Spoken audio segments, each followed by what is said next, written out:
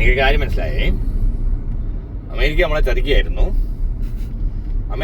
ഇന്ത്യക്കാരെ ചതിക്കുകയായിരുന്നു.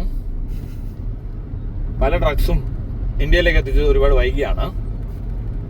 അവരൊക്കെ അതെല്ലാം അടിച്ച് ഭയങ്കര രക്ഷപ്പെട്ടു. അവിടുത്തെ നാട്ടുകാരൊക്കെ പുരോഗമിച്ചു, ഡെവലപ്മെന്റ് ഉണ്ടായി, ക്രിയേറ്റിവിറ്റി ഉണ്ടായി. ഇതൊന്നും നമുക്കില്ല. സത്യം അത് വേറെ. അതായത് നമ്മള് ഈ കള്ള് കുടിച്ച നാത്തപ്പത്തിച്ചു പോകും. അസമയം കഞ്ചാവൊക്കെ അടിച്ച് ഈ പറഞ്ഞ പോലെ കൊക്കൈനും ബ്രൗൺ ഷുഗറും LSD ഒക്കെ അടിച്ച് അവിടെ ബിൽ ഗേറ്റ്സിന്റെയും മറ്റേ സ്റ്റീവ് ജോസിന്റെ ഒക്കെ ഓട്ടോബയോഗ്രഫിയിൽ അവര് മൈക്രോഡോസിങ് LSD എന്നൊക്കെ പറയുന്ന സംഭവങ്ങളൊക്കെ കേട്ടു. അതായത് മസ്ക് എല്ലാം അടിയാ. ട്രംപൊക്കെ അടിക്കാരാന്നാ തോന്നുന്നത്. അതായത് അമേരിക്ക കുറെ നാൾ അടിച്ച്, ജപ്പാനിലും അടിക്കാരാ, കൊറിയയിലും അടിയാ. മനസ്സിലായോ? പക്ഷെ മദ്യപിക്കത്തില്ല. റഷ്യ എന്നൊക്കെ വെച്ചാൽ മാഫിയ കളിയാ. ട്രംപ് കള്ളു കുടിക്കത്തില്ല. ആരും ബോധമുള്ള മനുഷ്യർ കള്ളു കുടിക്കൂ.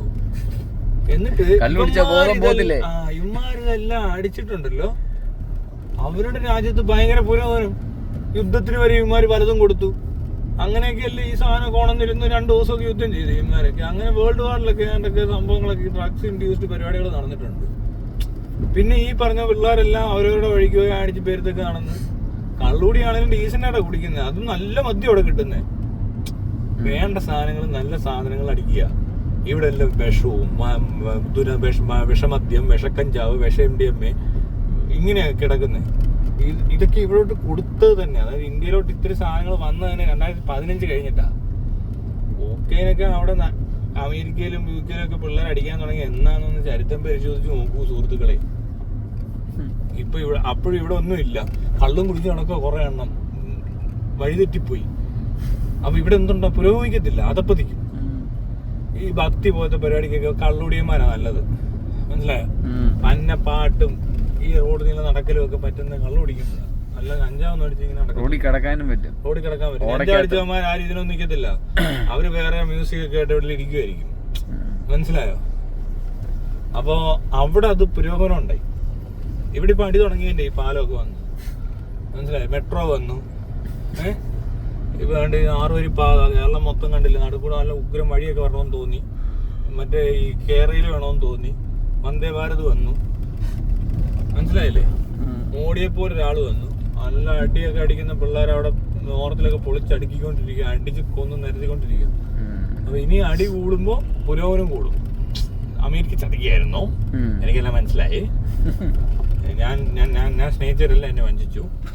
എന്റെ കൂടെ വന്നവരൊക്കെ ഞാൻ എല്ലാ ചെലവുകളും ചെയ്തു. അമേരിക്ക സെക്സി അല്ല, അമേരിക്ക ശിക്ഷയാണ്. ക്രഷില്ല. Love is painful. അങ്ങനെയാണ് അമേരിക്ക നമ്മളെ ചതിക്കുകയായിരുന്നു. നമ്മുടെ എല്ലാം അടിച്ചു മാറ്റാൻ നോക്കി. ഇജാക്കുലേഷൻ ഇല്ല. അടിച്ചാലേ ഇജാക്കുലേഷൻ ഉള്ളൂ. അത് ട്രംപ് നമുക്ക് അല്ല, ട്രംപും പോട്ടെ, ഈ ഇവന്മാര് ശരിക്കും പറ്റിച്ചോ. മനസ്സിലായോ? ഇതെല്ലാം കണ്ടുപിടിച്ചിട്ട് അവരിതെല്ലാം കൂടെ അടിച്ച് ക്രിയേറ്റീവായി അവരുടെ ഭയങ്കര കണ്ടുപിടുത്തങ്ങളും ബഹളങ്ങളും ഭയങ്കര ആഘോഷവും നടത്തി എല്ലാം കഴിഞ്ഞിട്ടേ അവസാനമായപ്പോ ഇന്ത്യയിലോട്ട് എടുത്തിട്ടേക്കുന്നു. ഈ ഇപ്പൊ എല്ലാം കഴിഞ്ഞപ്പോ നമ്മുടെ പിള്ളേർ ആദ്യമായിട്ട് ഇതൊക്കെ അടിക്കുന്നത്. അതിന്റെ കുഴപ്പമായി കാണുന്നത്. അവിടെ ആദ്യം ഇങ്ങനെയൊക്കെ തന്നെ ആയിരുന്നിരിക്കാം. മനസ്സിലായോ? അവരവിടെ നിന്നൊക്കെ കര കയറി പെട്ടെന്ന് കയറി കാണും. ഇവിടെ ഇനി ഒരിക്കലും രക്ഷപ്പെടാൻ പോകുന്നില്ല. ഇമാര് മണ്ടന്മാരുടെ കയ്യിലല്ലേ ഇതൊക്കെ കിട്ടിയേക്കുന്നത്. എന്ത് പ്രയോജനം? പിന്നെയും കുറച്ച് കൊള്ളാന്ന് വരാൻ അടിച്ചതിന്റെ കാണുന്നത്. ചെറിയ പുരോഗമനമൊക്കെ. മനസ്സിലായോ? അല്ലാതെ ഇവിടെ വേറൊന്നും നടന്നിട്ടില്ല. അപ്പൊ ശരി. ഓക്കെ.